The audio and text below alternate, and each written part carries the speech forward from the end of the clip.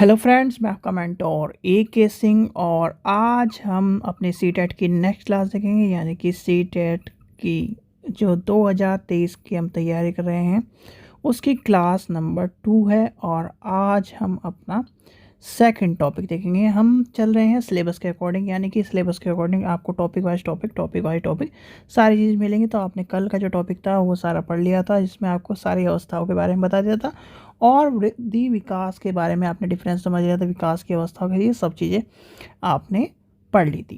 तो आज हम पढ़ेंगे आज का जो नेक्स्ट टॉपिक है। हमारा जो टॉपिक क्या है आज का, बाल विकास के सिद्धांत। बाल विकास के सिद्धांत पढ़ेंगे और बाल विकास के सिद्धांत आपने सबने पढ़ ही लिए होंगे। बहुत छोटा टॉपिक है, सिंपल वे में लेके चलेंगे। देखिए, जितना सिंपल हो, जितना सीटेट में आपको मिले वही पढ़ाया जाएगा और फालतू की बात नहीं पढ़ाई जाएगी, क्योंकि पढ़ाने के लिए साइकोलॉजी और ऐसा सब्जेक्ट है जिसमें कहानी की जगह फैक्ट अगर लेके चले ना, उसके अंदर घुमा फिरा के बहुत सारी चीज़ें आ जाती है।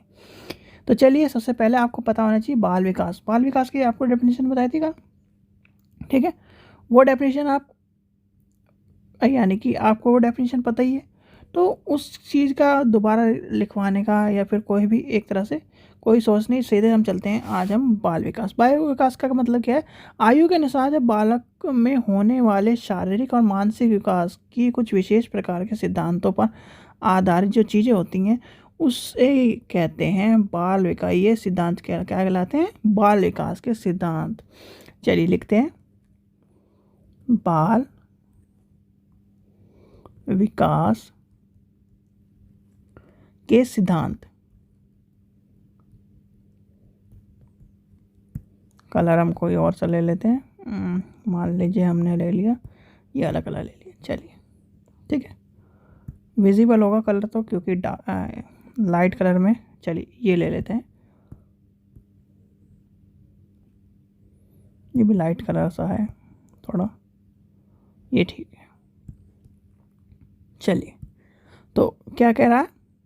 हमने क्या अभी डेफिनेशन पढ़ी? आयु के अनुसार, लिख लीजिए आप, आयु के अनुसार बालकों में होने वाले, यानी कि बालक, भाई बालक में तो होगा, अब ये तो नहीं है कि क्या नाम जानवर में हो जाएगा ना, तभी तो बाल विकास है। बालकों में होने वाले शारीरिक, यानी कि जो शारीरिक परिवर्तन होते हैं, शारीरिक एवं मानसिक विकास कुछ विशेष प्रकार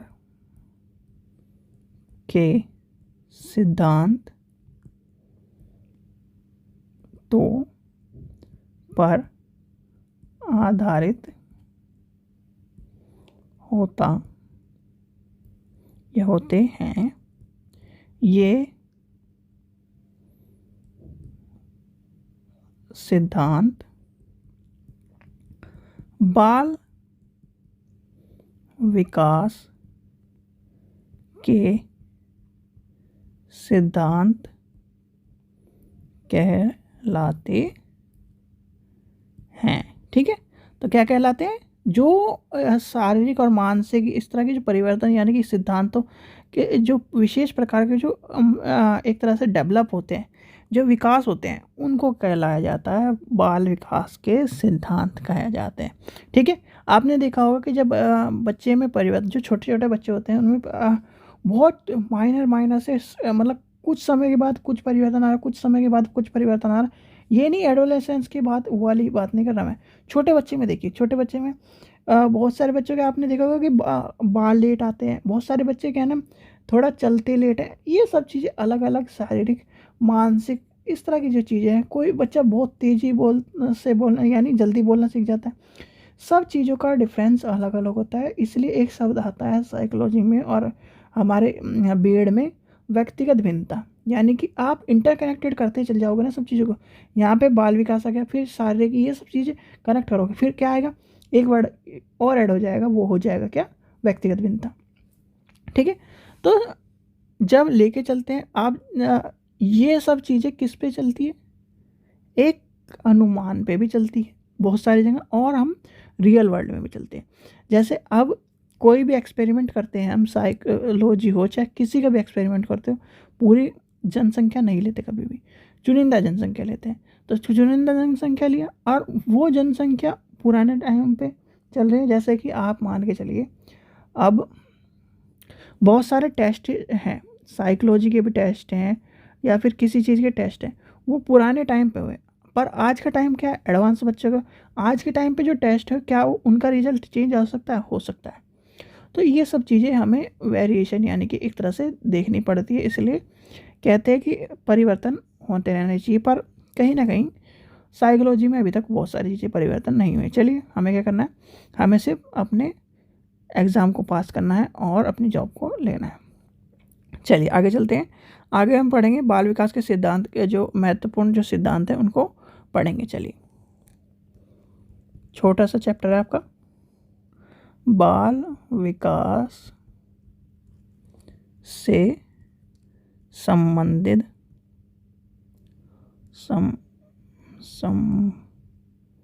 संबंधित महत्वपूर्ण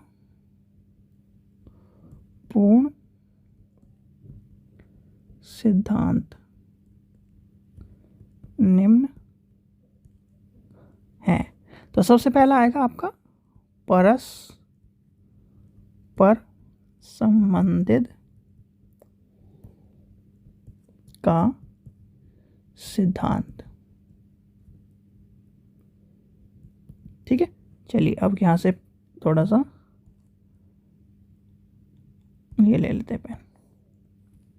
ठीक है, तो इसमें क्या आएगा, इसमें होता है बाल विकास का जो सिद्धांत है, भिन्न भिन्न तथा यह सामाजिक, शारीरिक, मानसिक, संवेगात्मक आदि परस्पर संबंध होते हैं। इसमें किसी भी एक यानी कि एक में होने वाले बाल विकास के सभी तत्वों में होने वाले विकास पर पूरी तरह से प्रभावित करता है। यानी कि एक जो प्रभाव पड़ेगा वो दूसरे पे प्रभाव पड़ेगा। यानी लिखिए, चलिए, बाल विकास से संबंधित, यहाँ से ले लेते हैं, विभिन्न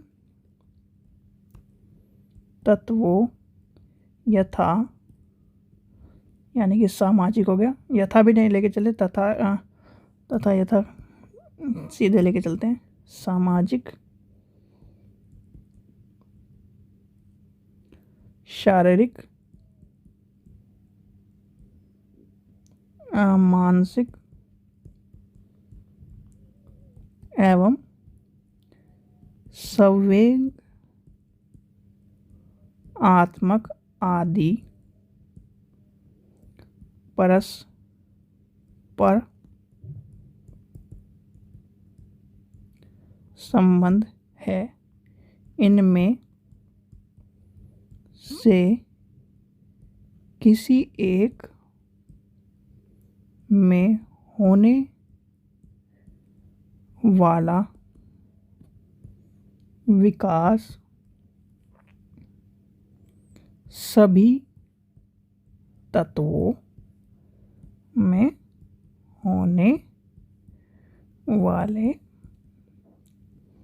विकास को पूरी तरह प्रभावित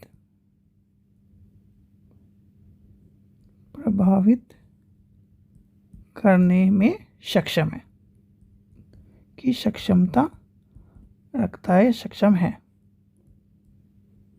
ठीक है, तो क्या होगा, परस्पर संबंध का सिद्धांत आपको समझ में आ गया भाई। बाल विकास के संबंध में विभिन्न तत्वों का जो सामाजिक, शारीरिक, मानसिक, संवेगात्मक आदि जो परस्पर जो संबंध है, उनमें से किसी एक, इसमें से किसी एक में होने वाले जो विकास के तत्वों को जो विकास होता है वो पूरी तरह से प्रभावी का सक्षम, यानी कि दूसरे पर प्रभाव तरह से संबंध हो जाता है। नेक्स्ट हम पढ़ते हैं,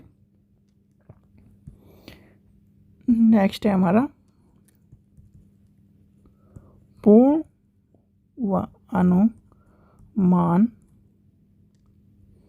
का सिद्धांत। अब ये क्या होता है, एक बालक की बुद्धि और विकास की गति को देखते हुए उसके आगे बढ़ने की दिशा एवं स्वरूप का विषय के अनुरूप किया जाता है। यानी कि जैसे आपने मान लिया कि कोई बच्चा पहली क्लास से लेकर 5वीं क्लास तक अच्छा कर रहा है, तो ये अनुमान लगा लेते हैं कि हाँ ये आगे बच्चा करेगा। या फिर 10th में उसके मान लीजिए आ गए 75% आ गए, 85 नंबर आ गए, तो ये कह देते हैं कि साइंस लेके अच्छा करेगा। पर वो पता चलता है कुछ टाइम बाद ना तो उस पर साइंस संभलती ना मैथ संभलती, वो कोचिंग लगाता है, कोचिंग लगाने के बाद टर्म एंड में फेल होता है, 11th में फेल होता है, कंपार्टमेंट आती है, फिर आगे जाके किसी तरह वो एक्स्ट्रा एफर्ट डाल के किसी तरह पढ़ लेता है। पढ़ने के बाद वो 12th में आगे या तो नंबर कम है। यानी कि जब आप अनुमान लगाते हैं तो अनुमान में भी बहुत सारी चीज़ें सही भी हो सकती हैं, गलत भी हो सकती है। जैसे हम रिसर्च करते हैं, रिसर्च में अनुमान लगाते हैं, तो क्या अनुमान वो सही भी होता है। इसलिए एक वर्ड डालते हैं रिसर्च में, परिकल्पना।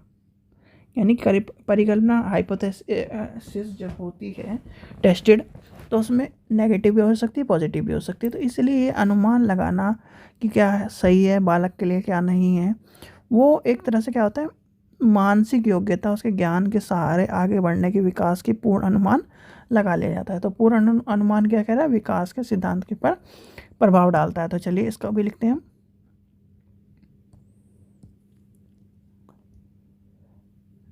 बालक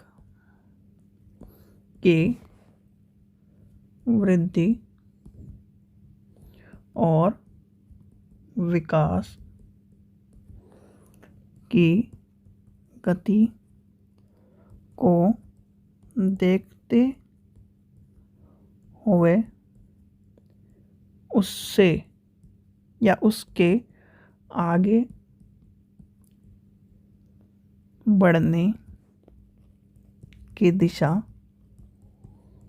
एवं स्वरूप के विषय में पूर्व अनुमान किया जा सके या सकता है।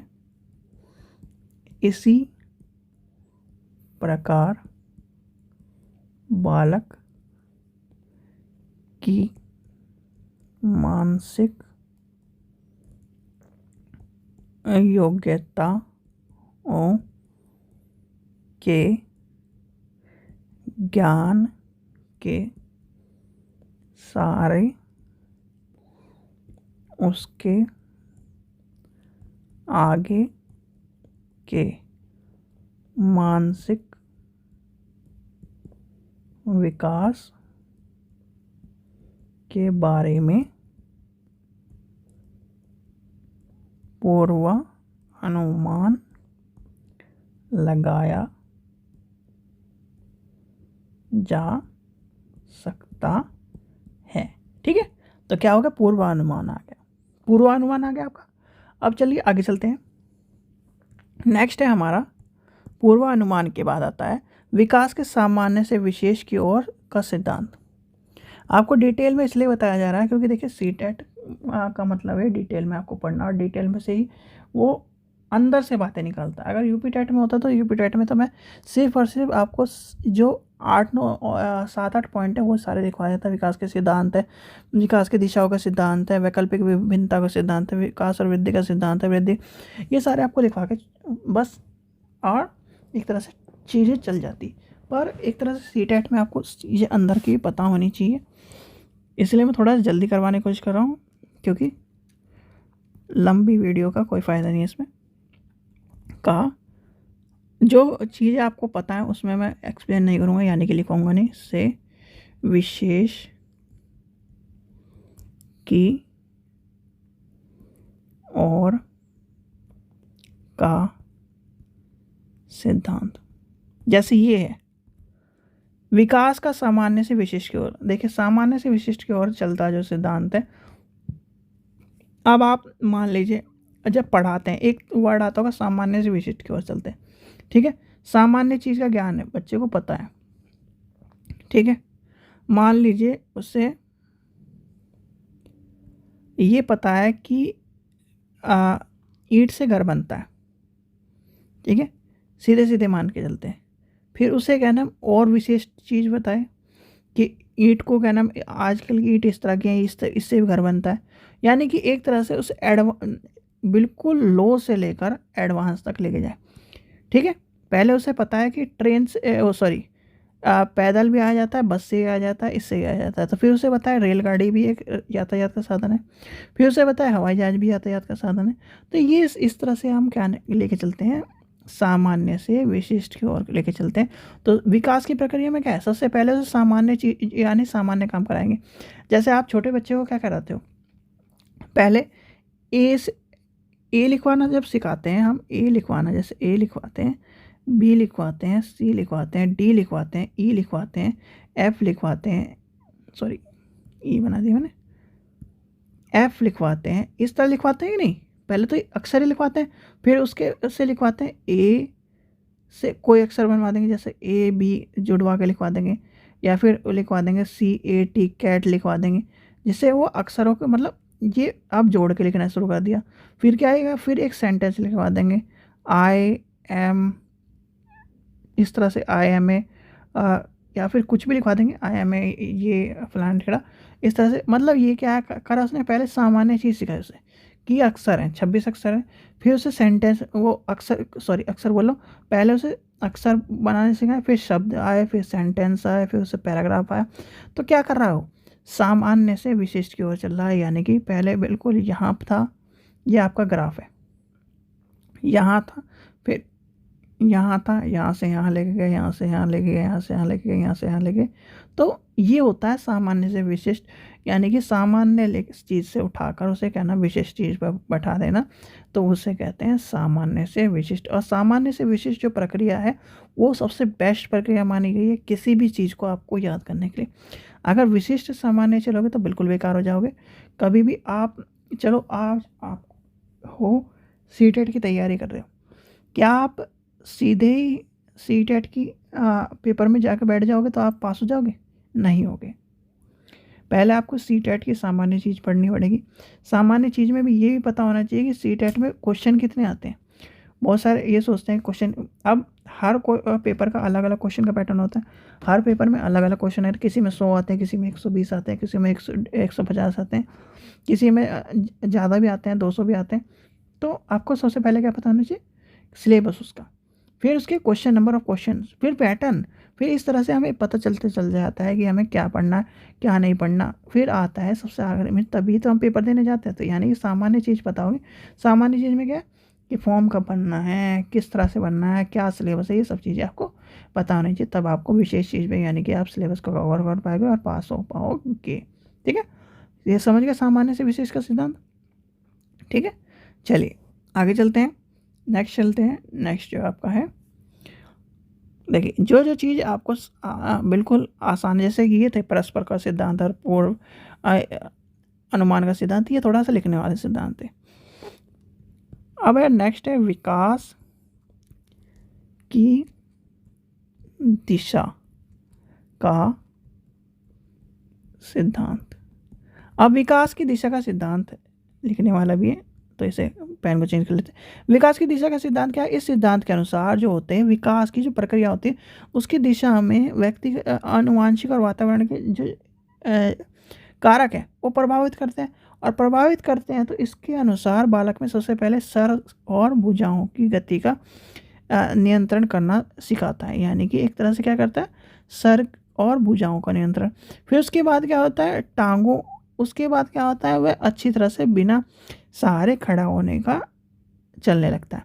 तो ये होता है क्या, दिशा का सिद्धांत। इस तरह से इसे लिख लीजिए, ये कई बार क्वेश्चन आ भी चुका है। इस सिद्धांत में,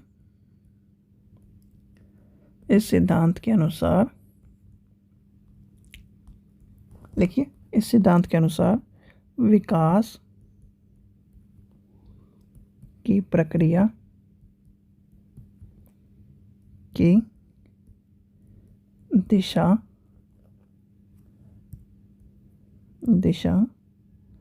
व्यक्ति के वंशाणु गत एवं वातावरण जन्य कारकों से प्रभावित होती है। इसके अनुसार बालक सबसे पहले अपने सिर और भुजाओं की गति पर नियंत्रण करना सीखता है और उसके बाद फिर टांगों को, उसके बाद ही वह अच्छी तरह बिना सहारे के खड़ा और चलना सीखता है। याद रखना, ठीक है। चलिए नेक्स्ट चलते हैं। ये आपको समझ में आ गया। नेक्स्ट आपका नेक्स्ट क्या है? नेक्स्ट है हमारा, ये कौन सा था हमारा? चौथा नंबर था। पांचवा नंबर भी देखते हैं। पांचवा नंबर है व्यक्तित्व यानी कि व्यक्तिगत भिन्नता। ये तो आपको पता ही है, कितनी बार करा चुका है। इसको सिद्धांत को बिल्कुल एक्सप्लेन करके मैं आपको लिखूंगा नहीं, ये तो आपको मैं बिल्कुल एक्सप्लेन करके बताता हूँ। देखिए, व्यक्तिगत भिन्नता का सिद्धांत के अनुसार बालक का विकास वृद्धि उसके व्यक्तिगत के अनुसार होती है। ये तो आपको सबको पता है। और इसमें स्वाभाविक है कि वृद्धि और विकास का क्षेत्र अलग अलग होगा। सभी व्यक्ति एक जैसे नहीं होते, यानी कि कोई बालक किसी विषय में अच्छा है, आप इस तरह से समझिए। ये है आपकी कक्षा, ठीक है। कक्षा अभी तो चलो कक्षा नहीं लेके चलते हम, चलिए कक्षा ही लेके चलते हैं, क्यों डर पड़ रहा है किसी का। कक्षा लेके चलते हैं। ये है कक्षा। कक्षा में सब बच्चे हैं, या आप कक्षा में टीचर हो, ऐसे टीचर आपके सामने इतने सारे बच्चे हैं, यानी कि आपकी क्लास में 40 बच्चे हैं। तो क्या 20 लड़कियां हैं और 20 ही लड़के हैं, ठीक है। 40 में से 40 क्या एक जैसे हो जाएंगे? नहीं। किसी का रंग हो सकता है, किसी का मानसिक स्तर अच्छा हो सकता है, किसी का शारीरिक रूप से अच्छा हो सकता है, कोई अलग फील्ड में, यानी कि ए वाला जो बच्चा है, यानी कि पहले नंबर वाला बच्चा पढ़ने में अच्छा है, ठीक है। बी वाला जो बच्चा है पढ़ने में अच्छा नहीं है, क्रिएटिविटी में अच्छा है, यानी कि उसे कोई भी काम दे दो इतना क्रिएटिव कर देता है कि उसके सामने वो जो ए वाला बच्चा है वो पढ़ना लिखना जानता, अच्छा जानता है, वो भी फेल है। सी वाले बच्चे को बहुत अच्छी ड्राइंग करनी आती है। डी वाले बच्चे को के कद काठी अच्छी है, यानी कि अगर उसे गेम्स में भेजो तो वहाँ से मेडल निकाल देगा। तो ये क्या चीज़ है? व्यक्तिगत भिन्नता का सिद्धांत यही बताता है कि कोई भी व्यक्ति एक जैसा नहीं होता। कोई भी व्यक्ति बाल विकास के क्षेत्र में, यानी कि बाल विकास के क्षेत्र में एक जैसा नहीं है। सबके अलग अलग फील्ड है, सबका अलग अलग विकास का क्षेत्र है, सबका अलग अलग, या एक तरह से अलग अलग कारणों से सिद्धांतों पर प्रभाव, यानी कि जो इसके व्यक्तिगत भिन्नता के सिद्धांतों पर प्रभाव पड़ता है। कोई किसी चीज़ में बेहतर माना जा सकता है, कोई किसी चीज़ में। अगर आप मान लीजिए, चलिए आप फ्लैट का तो देखो ज़्यादातर बच्चों को पता नहीं होता, यानी कि फ्लैट में जो रह रहा हो उसका तो आपको पता होगा कि क्या नाम, आपके फ्लैट में यानी कि 1000 आदमी रह रहे हैं, तो आप 1000 से कॉन्टेक्ट में नहीं रहे हो। जो गली में रह रहे हैं स्टूडेंट, वो सबसे इंट्रैक्शन रहेगा तो उनके बारे में जानते भी होगा।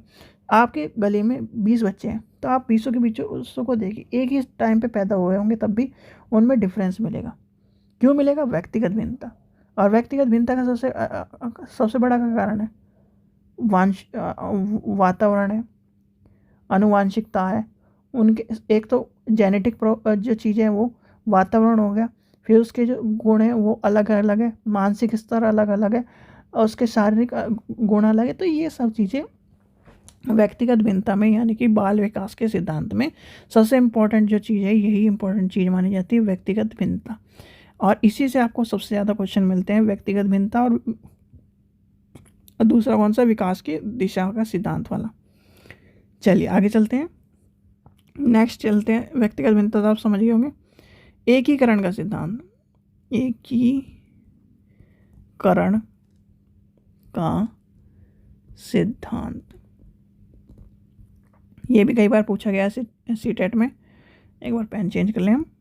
चलिए, एकीकरण का सिद्धांत, किसी को पता है एकीकरण का सिद्धांत क्या होता है? देखिए, सिद्धांत की वह प्रक्रिया जिसमें एकीकरण के सिद्धांत के अनुसार अनुसरण किया जाता है। इस सिद्धांत के अनुसार बालक पहले संपूर्ण अंगों की, फिर अंगों के भागों को चलाना सीखता है। यानी कि पहले क्या करता है, अंगों को चलाना सीखता है, फिर उसके अंगों के भागों को। आपने कभी भी बच्चे को देखा है कि पहले हाथ चलाता, उंगली नहीं चलाता? वो उंगली जब चूसना शुरू करता है वो पूरा हाथ मुंह में डालता है, मुट्ठी बंद करके डालता है नहीं, जैसे छोटे बच्चे का ये हाथ है, तो वो उस हाथ को पूरा, अगर वो किसी का हाथ भी लेगा ना तो पूरा हाथ लेगा, ठीक है। हाथ को चूसना शुरू कर रहा है, छोटे बच्चे को देखिए। फिर थोड़े टाइम में उंगली चूसने की बारी आती है, यानी कि उंगली उंगली जो उंगली लेता है उस तरह से चूसना। तो यानी कि इसका कहना ये है कि एकीकरण का सिद्धांत में क्या गया, सिद्धांत के अनुसार बालक संपूर्ण अंग को, फिर उसके भागों को चलाना सीखता है। पैर चलाना सीख लिया, पहले उसने पैर चलाना सीख लिया, यानी कि ये देखिए मेरी ड्राइंग तो इतनी अच्छी भी नहीं है, अब तो है ही नहीं, पहले तो थी भी थोड़ी बहुत। ये पैर है बच्चे का, ठीक है। पहले वो पूरा पैर मारेगा, इधर उधर मारता है, फिर वो एक एक उंगली चलाना सीखेगा। तो होता है कि नहीं होता? आप भी चलो, आप बहुत सारे स्टूडेंट में से किसी ना किसी के साथ एक चीज़ कभी ना कभी घटना हुई होगी कि जैसे हाथ में मोच आ जाती है या फिर हाथ में प्लास्टर चढ़ जाता है, इस तरह का कुछ हुआ होगा। तो आप पहले जब प्लास्टर होता है तो आप पूरा हाथ हिला सकते हो, उंगली नहीं हिला सकते। होता है कि नहीं होता है? ऐसी जब मोच वोच आ जाती है या फिर आप पूरा हाथ में दिक्कत हो जाती है तो क्या होता है, पहले आप पूरा हाथ ऊपर नीचे कर सकते हो, पर क्या होता है, उंगली नहीं कर सकते, कर नहीं सकते ना। तो यही कहता है एकीकरण का सिद्धांत कि अंगों को संपूर्ण अंग को एक तरह से पहले अंगों को चलाना सीखता है, फिर उसके बाद क्या करता है, उसके सॉरी पहले अंग को फिर उसके अंगों के भागों को चलाना सीखता है, इसके बाद उसके भागों को एकीकृत करता है। सामान्य से विशेष की ओर एक तरह से प्रक्रिया बढ़ती है। पहले सामान्य चीज़ सीखेगा, पहले बच्चा क्या सीखता है, पेंसिल से इधर उधर ऐसे ऐसे ऐसे ऐसे करता है। मतलब आज छोटे बच्चों को क्या सिखाया जाता है, वो पहले पेंसिल दी जाती थी, वो कुछ भी करो, रफ कॉपी दे दी थी, पेंसिल से कुछ भी करो कुछ भी करो, इसलिए फिर उसे पेंसिल पकड़ने की आदत है। फिर उसके कहते हैं कि ये लिखो, ए लिखो, तो वो ए लिखना शुरू करता है। फिर धीरे धीरे धीरे धीरे, इसलिए तो आपने देखा होगा 5th क्लास के बाद 6th क्लास में बच्चे को पेन दिया जाता है, क्योंकि उसके ग्रिप अच्छी हो जाती है, उसका पकड़ने की जो जो ये होती है ना, क्या बोलते हैं, देखिए आज आपको साइंटिफिक रीजन भी दिखा देते हैं। ये आपके हाथ की हड्डियाँ हैं जिसमें मुड़ती है, तो कितने पार्ट में मुड़ती है, 2 3, ये हो गया 1 2 3, इस तरह से मुड़ती है। तो वो मुड़ने का जो पार्ट है, जो बीच की उंगलियों की हड्डी है, वो बिल्कुल स्ट्रांग हो जाती है, उसके बाद पहन दिया जाता है। और एक रीज़न ये भी होता है कि बचपन की जो चीज़ें होती हैं उसमें एक मौका दिया जाता है कि आप पेंसिल से दोबारा उसे सही कर सकते हो, यानी कि रबड़ से मिटाकर उसे सही कर सकते हो। फिर इसका क्या है, आगे चल के आ जाएगा, सामान्य से विशिष्ट हो गया। और उदाहरण आपको बता ही दिया, जो हाथ से और उंगलियों से चलना सीखता है, यानी कि हाथ से लिखना और पैरों से चलना सीखता है। चलिए, लिखवाने की जरूरत तो है नहीं, वैसे आपको एकीकरण का सिद्धांत समझ में आ गया होगा। चलिए लिख भी लेते हैं, नहीं तो बच्चे परेशान हो जाते हैं, क्योंकि जो इस तरह के सिद्धांत है वो कहीं मिलते भी नहीं हैं। और विकास की प्रक्रिया एकीकरण के सिद्धांत का अनुसरण करती है। इस सिद्धांत के अनुसार बालक पहले संपूर्ण अंग को, फिर अंगों के भागों को एकीकृत करना सीखता है। सामान्य से विशेष की ओर बढ़ती हुए विशेष प्रतिक्रियाओं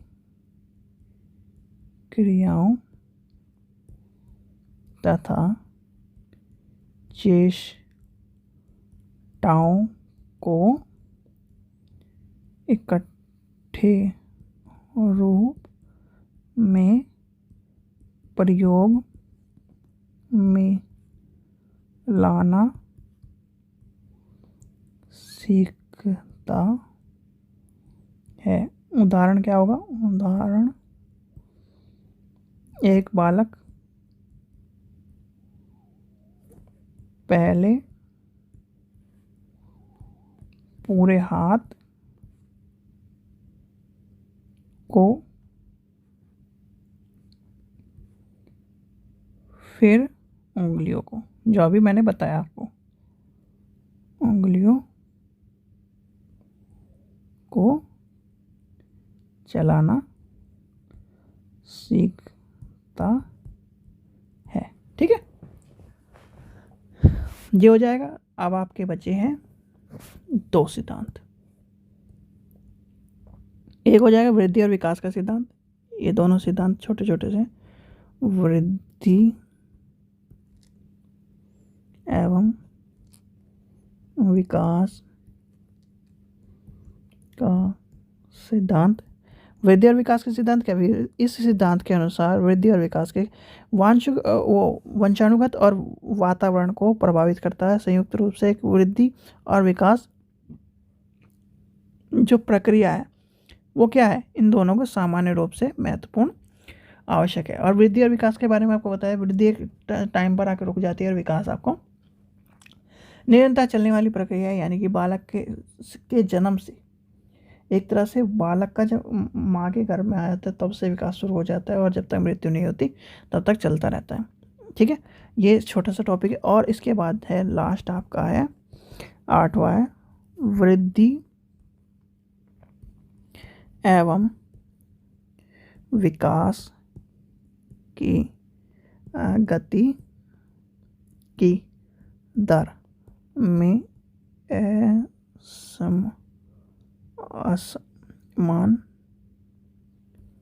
समान रूपता का सिद्धांत। भाई अभी जो बताया वही असमान रूपता का सिद्धांत है।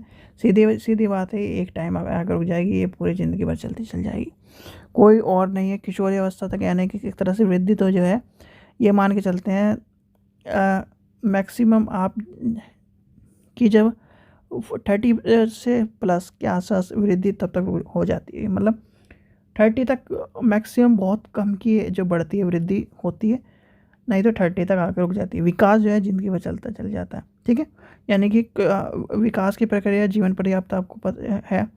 जो वृद्धि है वो एक समय पर आकर रुक जाते हैं। जीवन प्रक्रिया जो पुनः किशोरी अवस्था के आसपास तेजी से हो जाती है वृद्धि, फिर उसके बाद आपको कम होती चल जाती है। ये सब चीज़ें आपको पता ही हैं, ये आपको पढ़ाई चुकी हैं। ठीक है, ये था आपका बाल विकास के सिद्धांत। ये 8 के 8 लिख लेना, जो पूछे जाते हैं वृद्धि और विकास वाले में ये सब चीज़ें पूछी जाती हैं। विकास जो है जीवन पर्याप्त चलने वाली प्रक्रिया, वृद्धि एक समय पर आकर रुक जाती है, वृद्धि जो किशोरी अवस्था का प्रारंभ से गति से तेज चलती है, ये सब चीज़ें आ जाएंगी, परंतु समय पर आकर एक तय समय पर आकर रुक जाती। ठीक है, उतार चढ़ाव चलता रहता है इनमें। और इस जो वृद्धि और विकास की गति है, उतार चढ़ाव जो चलता है, पर एक समय पर जब वृद्धि रुक जाती है तो विकास की गति एक यूनिफॉर्म में होती रहती है। ठीक है, चलिए आपको इस जो बाल विकास का सिद्धांत है ये समझ में आ गया होगा। किसी को समझ में ना आए तो कोई कमेंट सेक्शन में कुछ पूछना हो पूछ सकता है। और नेक्स्ट वीडियो के लिए आपको क्या करना है, वीडियो को लाइक करना है, चैनल को सब्सक्राइब करके रखना है, जिससे आपको नेक्स्ट वीडियो का टॉपिक और आपको चीज़ें मिलती जाए। कल आप हमारा टॉपिक है आनुवांशिक और वातावरण के प्रभाव, ये हमें पढ़ना है जो आपका CTET का सिलेबस के अकॉर्डिंग चल रहे हैं। चाहे आप उठा के देख लो, चाहे आप रेगुलर क्लास लेते रहो, क्योंकि आपका जो टॉपिक है मैं सिलेबस के अकॉर्डिंग ही पढ़ाऊँगा। चाहे मुझे देखो पढ़ाने का, मैं आज आपको बताता हूँ, NCERT की बुक जो BEd की है वहाँ से मिलेगा मटेरियल। अगर किसी को मेरे से अलग पढ़ना है, NCERT की बुक उठा लो, NCERT की इंग्लिश में बुक सारी की सारी ज़्यादातर। या फिर आप अगर यूपी की तैयारी कर रहे हो तो यूपी की BEd की जो वो BEd बोलो BTC की तैयारी कर रहे हो तो वहाँ से उठा लो। इन दो से अच्छा सिलेबस मिल जाता है। NCERT की बुक हो, इग्नू की बुक है, बहुत सारी जो साइकोलॉजी की पार्ट है, मतलब उसमें से मिलता चल जाता है।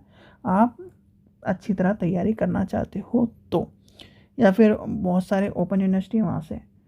ठीक है, और आपको अगर मतलब इस चैनल पर से अलग तैयारी करनी है तो वैसे जो आपको पढ़ाया जा रहा है वो इनफ है आपके CTET के लिए। और आपको फिर जब ये सिलेबस ख़त्म हो जाएगा फिर आपको प्रैक्टिस कराई जाएगी, और प्रैक्टिस में आपको सारे टैग वर्ड बैकवर्ड जोड़कर कराए जा रहे हैं, और पेपर आपको मिल ही रहे हैं। तो चैनल को सब्सक्राइब करके रखना, जिससे इस तरह की वीडियो आपको मिलती रहे। ठीक है बच्चों, थैंक यू।